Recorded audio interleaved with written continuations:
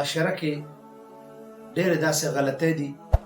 چې د هغې نه موږ انکار نشو کولی. واقعتاً هغه زموږ خرابۍ دي، زموږ کمی کوتاهۍ دي. اکثر و بیشتر زه خپل پښتنو وروڼو بهایګانو ته نصیحت د ژوندي په طور باندې او وصیت په دې طور باندې چې د انسان د مرګ او د ژوند څه پته نه لګي. زموږ ډېر مشران کشران جومات ته اکثر و بیشتر راشي د عبادت په توګه باندې او د عبادت په نیت باندې دی چې کله د مونځ دپاره یا د نور عبادت دپاره ځان تیاری او دس چاردام کوي، نو زموږ په دې جوماتونو کې الحمدلله د صفایۍ ډېر اهتمام وي او مزیدار ټایلونه جومات والو لګولي وي، ډېر ښکلې انتظامیې والو سپین مزیدار خشته فرشونه لګولي وي چې یاره جي واقعتاً په هغې کې مخ کاري او د مشرانو ډېر زیات محنت او کوشش کړی وي صرف د دې دپاره چې د الله رب ذوالجلال کور دی، نو چې انسان پکې په عبادت کې انسان له خوند هم ورکوي او انسان چې دې ځای ته راشي نو چې خوشحالي هم محسوس کړي. د سکون په دې ځای کې،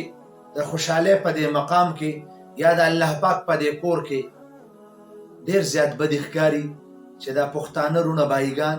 د دې اودس چاردام په دې ځای کې دی د خولې نه نسوار راوباسي او په دې سبیل کې وغورځوي. سبیل کې تک سپین ټایل لګېدلی دی، خشته مزیدار، نو ډېر زیات بدي پکې ښکاري چې د مسلمان پکې د نسوارو دا چونډۍ غورځولې ده او دا لاندې لګیا د ځلیږي. د مسلمان ته دا همت یا دا توفیق هم نه میلاویږي چېرې یو ګوټ اوبه واچومه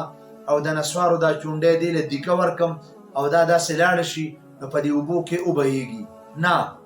نو که د 1000 کسانو دلته ناسته وي او که د 100 کسانو دا ناسته وي، نو چې د کوم مسلمان دا نسوار دلته په دې سبیل کې غورځولی دي، نو دا ټول یو نظر دغې نسوارو ته وګوري او په دې زړه کې لعنت ووایي، بد ووایي، په دې زړه کې چې کوم دی نو د هغې خفګان یوه لمحه تېره شي چېرې دې مسلمان دومره نظر ناچو، د دومره خیال نه کو او د الله پاک په کور کې د دا نسوار وغورځول. دا نسوار دی را روان شوي وي د کوم ځای نه او په دې ټوله لار کې دلته د نسوارو د غورځولو توفیق نه نصیب کیږي، خو چې کله دی د خدای تعالی کور ته راغی، د عبادت مقام ته راغی، د عبادت ځای ته راغی، نو دی په دغه وخت کې په دغه ځای کې نسوار وغورځوي. یقینا چې د خدای تعالی کور دی بې ادبي نه ده پکار، د الله پاک کور دی بې احترامي نه ده پکار، او الله عز وجل چې په پوټي پوټي څیزونو باندې خوشحالیږي او وړه وړه نیکۍ باندې انسان له اعلی درجې ورکوي،